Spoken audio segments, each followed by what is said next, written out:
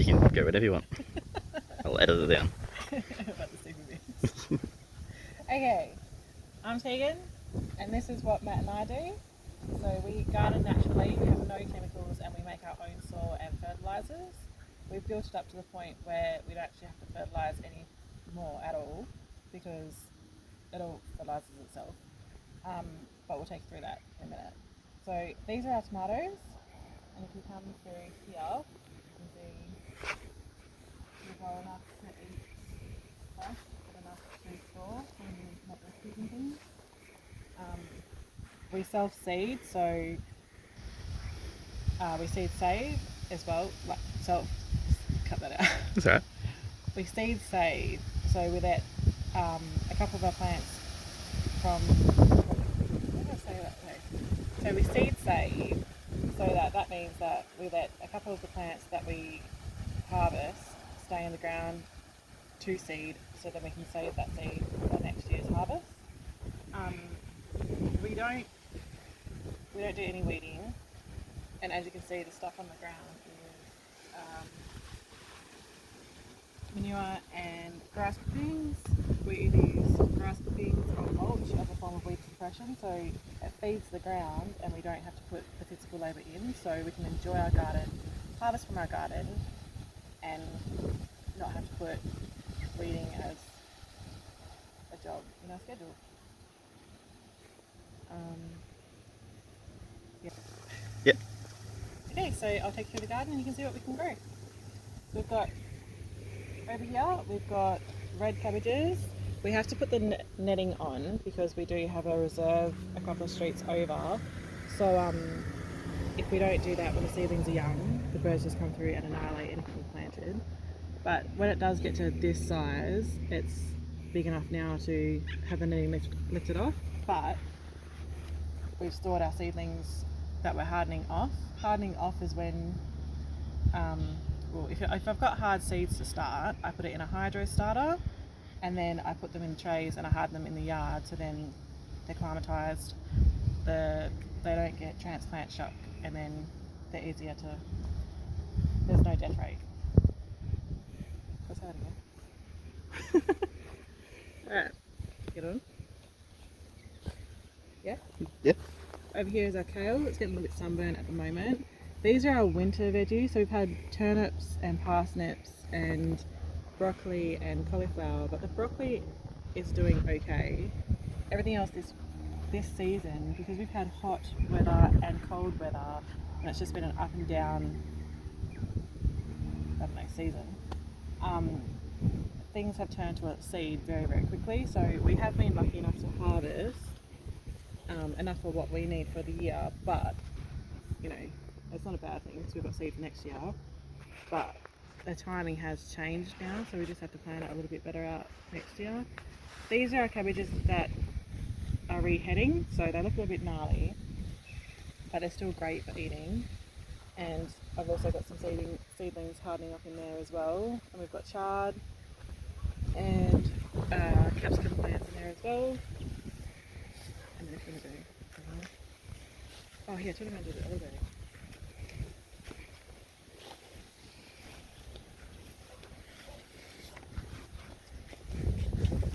Get it? Yep. This plant here is an elderberry, and it's used for medicinal purposes as well as a flavouring. So the white flowers here can be used as a cordial flavouring, and it can be used as a gin flavouring, which is my favourite. And then the berries on here as well can be used for a natural cold and flu tincture, which is really, really good for getting rid of mucus that's stubborn, and you know, if you've had antibiotics that have gone through your system and just wiped it out, like it's a pretty good way to get your immune system built back up without using pharmaceuticals and harsh products. And then over here we have a bed that needs to be redressed. So because the soil is exposed, it's starting to get some weeds in. So weeds are like if we get a cut on our arm or on our bodies, we get a scab that scabs over, and that protects the wound. So the same deal with soil. So if you've got exposed soil, you're going to have weeds. So you need to put covering over it. So some people use black mats. I don't personally like that because you go to plastic. But we use feeders. So we use grass clippings or weeds. So it's a double job. So it feeds as it breaks down and we like to eat. We do have things getting quite big now that we need to harvest because we don't have water. Over here, tomatoes. We've got a dwarf lime tree. If you come over here, we've got nasturtiums. Nasturtiums are pretty, but they're also edible. Every part of the plant is edible. We've got baby garlics.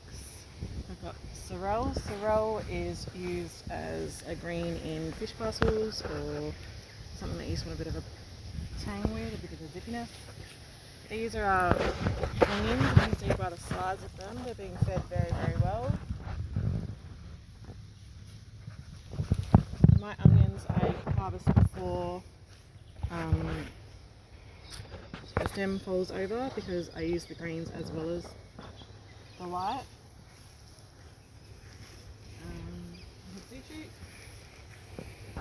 And we have pumpkin, corn that has self-seeded.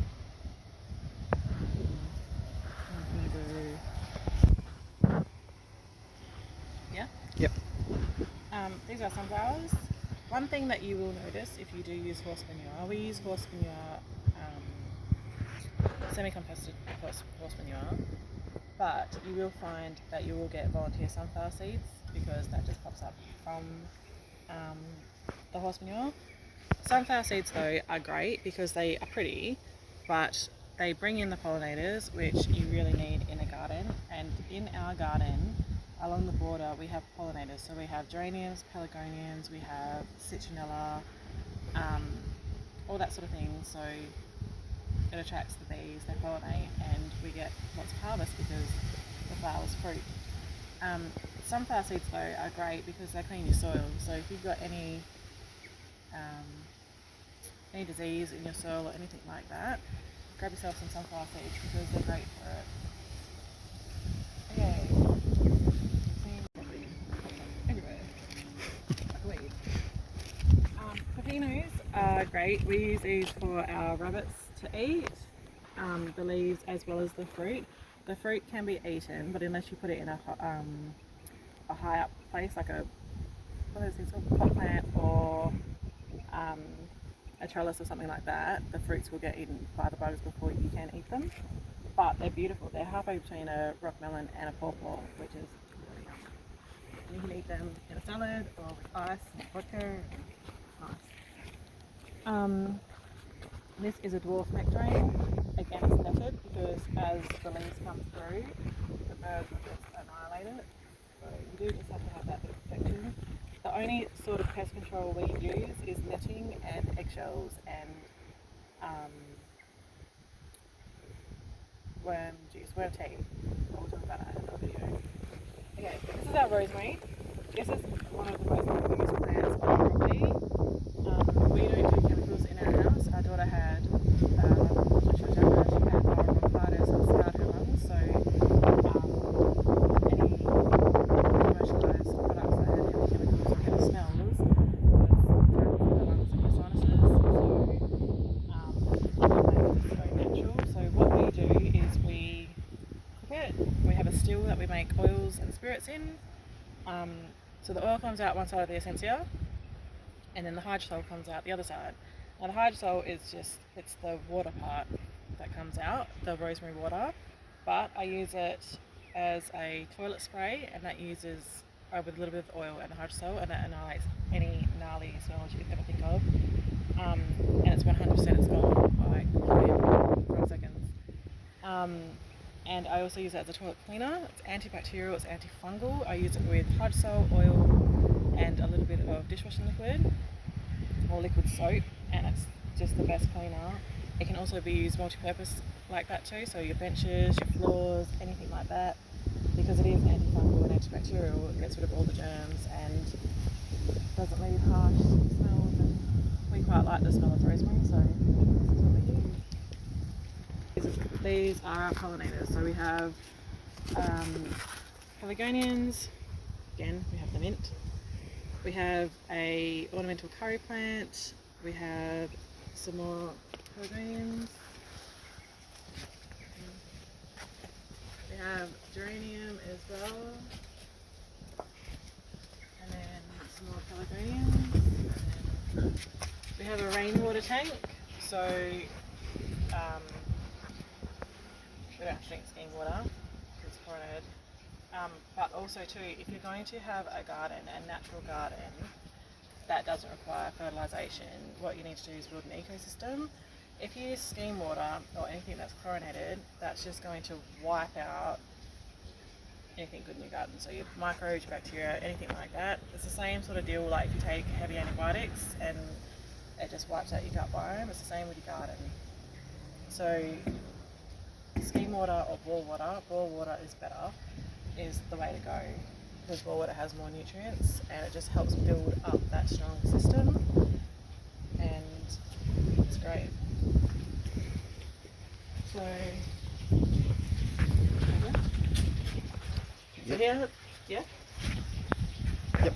This is a dwarf pear, and we have got those flowers. We've had one pear off of it, hopefully get more in season. For the mandarin, we have, yeah. In this garden here, we have our zucchinis and our squash and tomatoes. That's a spinach that's gone to seed. In this patch, yeah, really. So in this patch here, we have onions, we have celery. In that pot over there is iceberg lettuce.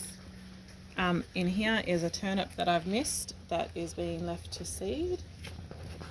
And over here you can see that we haven't suppressed the soil, and because we use worm castings as to plant in, and sometimes I'll use worm castings to pocket around the spot that I planted as well. Because it's cold compost, you get volunteer seeds, so I get tomatoes and pumpkins every year. So if we had suppressed this, we wouldn't have the pumpkins, but we love pumpkin, our community loves pumpkin, and everybody wins if they grow, so we leave them. We have, in this garden we have tomatoes, over there we have onions. Now onions are supposed to be biannual, which means that they only seed every 2 years. However, in our area, I don't know if it's the bees, I don't know if it's the weather, I don't know what is causing it, but every year they flower. So we've been quite lucky to get onions as well as onion seeds so far. So hopefully that continues for another year that we garden. Okay, Yep. Okay, so in here we also have a plant. We have we have a parsnip that has turned to seed, so I'm quite excited about that. It's the first year that we're harvesting parsnip seeds. Again, we have another squash, we have a broccoli, we have more onions, so this week I'll be in the garden harvesting. And over there we have our berry patch.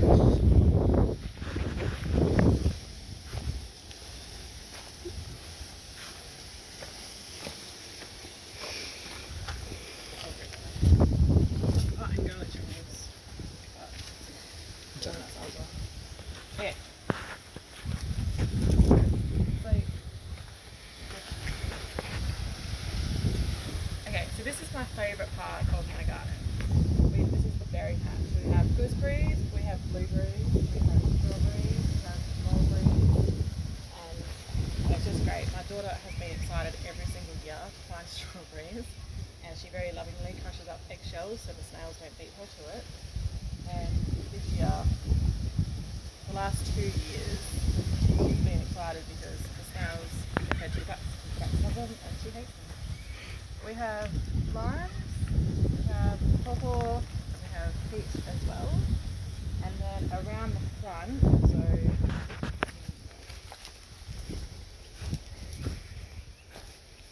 so another feature that we have That's all weed. Yeah. So another feature that is all throughout my garden is garlic chives. Garlic chives are so good for you. They're just overall, like, if there is one herb that you could ever grow, it's garlic chives. Garlic chives are great for your whole system, but they can be used in everything. So if you don't have garlic, if you don't have onions, like if you're on a bare bones grocery, garlic chives flavour your whole meal and they add a lot of nutrients to that meal. So we use them in everything. We use them in pizza, I use them in spaghetti bolognese, I use them in, I don't know, any pasta dish you can think of, I use them.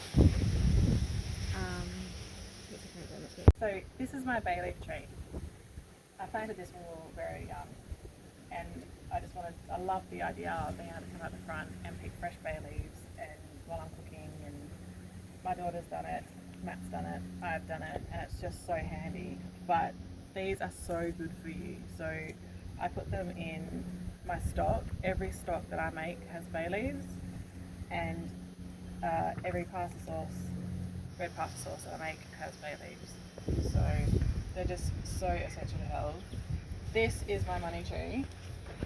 My bay leaf is put somewhere. This is our money tree. It's literally like a money bush now. It's just gone crazy. But it was gifted to us probably about 7 years ago, and it's just gone insanely crazy, and I love it. I think it's so cool. Its design and its branches, and it's right outside our front door. So this patio is pretty quite cool. Every single plant that is in my front patio has been gifted to me, and I just think it's quite special. So this is my jasmine. It was given to me from a girlfriend of mine, and it's just one of those things where people are just thinking about you, so they know what you love, and they just see it, and I think it's so lovely. So it's gone crazy, and we've put it along the windows, and what we are looking to do is, as the years go by, it grows bigger and bigger, and eventually it'll be like one of those old English country house with the plants sprawled across the windows along the bricks, which is quite cool. I've also got lavender behind that as well. And when you get the warm, balmy breezes, the oils get released into the air. And when you're laying in bed at the end of the night with the windows open, it's such a beautiful smell to go to sleep with. It's just, I love it. This is Greek basil. This was given to me by our lovely neighbour down the road, and she is so sweet. And it was just a tiny little pot, and now it's just been put in there, and it's growing so amazingly. That is semi-composted horse manure. So that's feeding the greens. So if you've got herbs, and I know not everybody has, horses around them and whatnot, but horse trainers, horse breeders have to muck out their stables regularly. So they're quite grateful for you to come and get it, so they don't have to get rid of it, and they'll give it to you for free. And it's great for herbs, it's great for any greenery, so spinach, rosemary, onions, broccoli, tomatoes love it as well. It's got phosphorus in it, which is important. So yeah, so horse manure is just amazing. A lady that I met, I gave her some plants and she came back with a Furnish penny, which was quite sweet. And again, let me start that again. Again, this is a curry plant and it needs a little bit more love, but that was given to me by our neighbour down the road as well. So I love that this little cove that we just sort of been able to sit at and overlook our garden is just an area full of gifts that grow.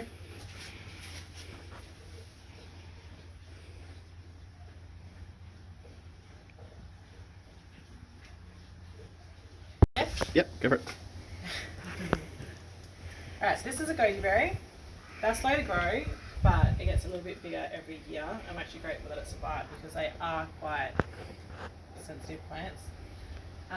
This is my daughter's plant, and she is just a little artist and she loves colours and it's just eye-catching things. But the cutest thing about that is I love tequila. We actually make our own, and it's called Tequila Sunrise. So she bought that because she was thinking of her mummy.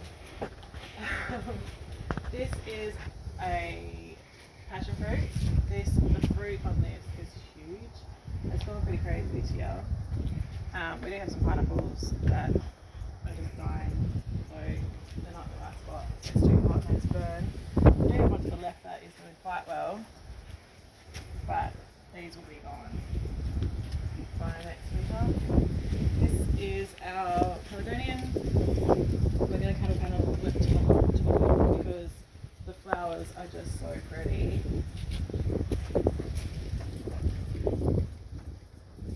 And it's a nice bit of greenery. These are our grapes. Now, there has been so much information that we've read and seen on YouTube and done research. Now, you're supposed to prune them back harshly, you're supposed to do whatever. Last year, we got busy. We get busy every year. But this got forgotten about. It didn't get pruned, we didn't touch it. And this year has grown back, the leaves just started sprouting. And there are so many great bunches forming. Like, so they're in there, they're there, they're there, they're all along there. And the key was to touch it. Our strawberries are loving the shade here as well now. So our strawberries are loving the shade here now. And they're just growing. Yep.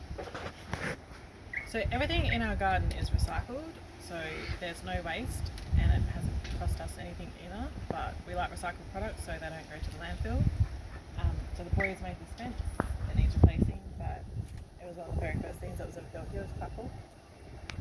This is citronella and it's got the prettiest flowers a lot in it.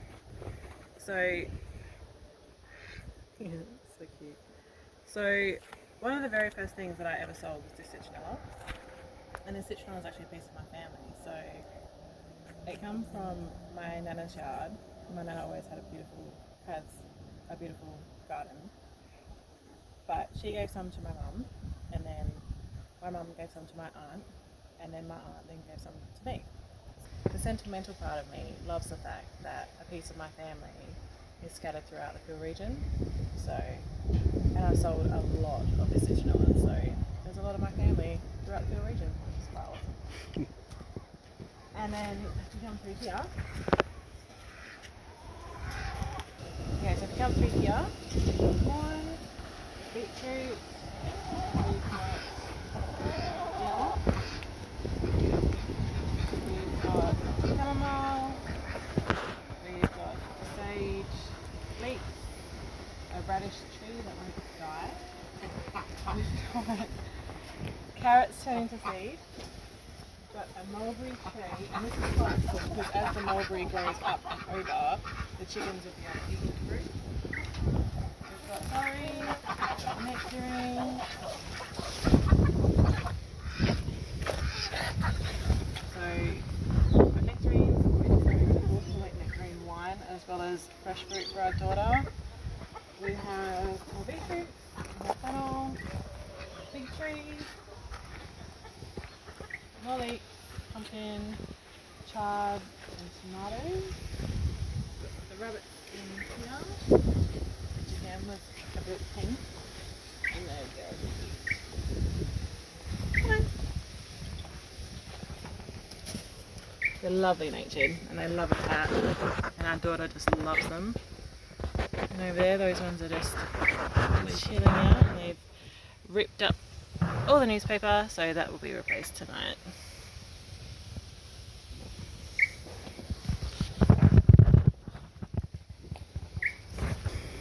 Over here we have apple tree, an almond tree. We have pots of seeds that are rooting, so then when they've got a strong root structure they'll be big plants. We've got spaghetti squash, that bay there is reserved for our zucchini when they're sitting bigger, so we can plant them.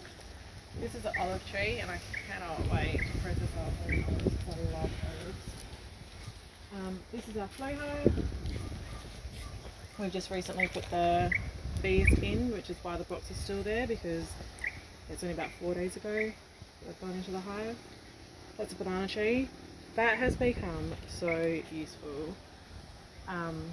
We sell off the pups in the summertime, and they just grow crazy because they grow like cannon lilies, so they grow up and out.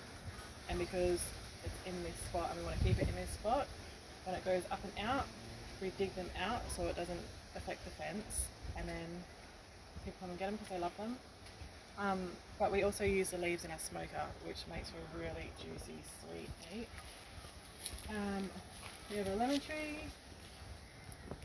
This is a potato bed. More volunteer sunflowers from the horse manure.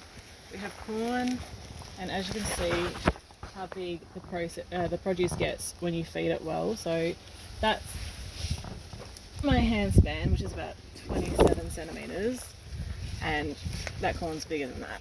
So when you feed your produce, it gives it the nutrients for it to just grow jumbo. Like, you can go to the store and you can buy yourself some potting mix or some garden fertilizer or whatever you want. It's your garden, it's your choice. But if you feed them raw materials that they need, and it hasn't been mass produced, so it hasn't been put in a bag where it sweats and doesn't breathe properly, because bacteria needs oxygen and microbes need oxygen to breathe and breed. So if it's been bagged up and put on a truck, it's hot. It gets hot. Heat kills germs. Heat kills bacteria. So if it's trucked and stored and then shipped and then put on a pallet, and say the kids at Bunnings are on $20 an hour, I don't really care how long it's out there for, all the goodness is destroyed. So you still have your trace elements, like you still have your phosphorus, and you still have your nitrogen and all that sort of stuff, but you don't have all the microbes and all the other goodness in your soil. So we found by producing our own soil, which we've been doing for the past 7 years, that it's just the best way to go, because it's sort of like us eating whole food. So you can eat cheesels, you can eat plastic cheese or whatever, and it tastes good, but it's not beneficial for your body. It's the same thing when it's mass-produced fertilizer or potting mix or whatever. But this is what we do, and there's no bugs. So this is green, and it's healthy. All of our plants are green and they're healthy because we've just built up our ecosystem, and they're just flourishing. So these are our broad beans. This is some more corn.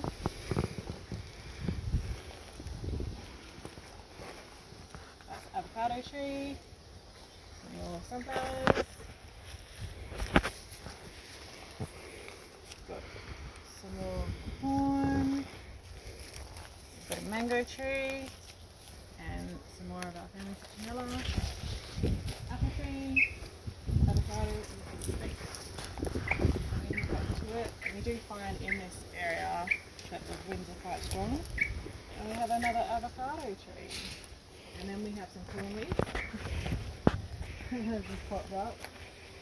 So hopefully they grow strong and produce corn before the season's over and they just turn to seed. And this is our plum tree, which is quite cool because there's 4 different plums on this tree. So when it's fruited, we'll show you. And then do you want to go to the worms? Yep. This is our worm farming system. Now I sell worms so people can get their compost started, and that's my business, is what I do for a living.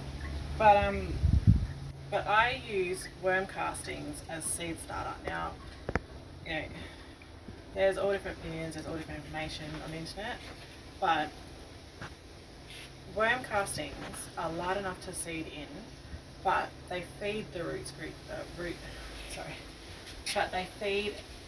system as it develops and it gets stronger. And worm castings just make for strong plants. You don't get the death rate that you normally would. And we just found that it works for us, and so that's what we do. So all of this will be seed mixture. It will also be worm castings that we will then sell on. So all of our worm castings are processed to order. So then you don't get them left out in the sun, you don't get that deterioration rate.